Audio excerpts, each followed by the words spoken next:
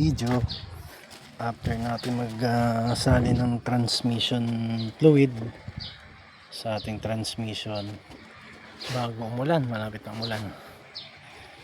Ayan. Ay goods naman na yung ating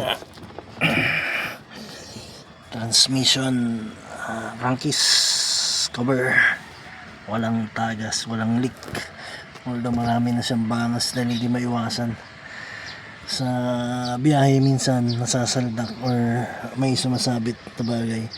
And then sa change oil na rin tayo para isang kondisyon na lang ng ating unit na Toyota Vios.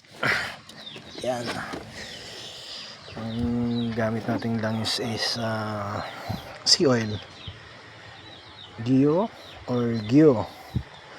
Supreme, gasoline engine oil premium multigrace. Yan, tapos na tayo sa transmission. Then after natin mag-change oil ito, magkakabit naman tayo ng bushing dun sa ating shock mountain. Yan. Let's go.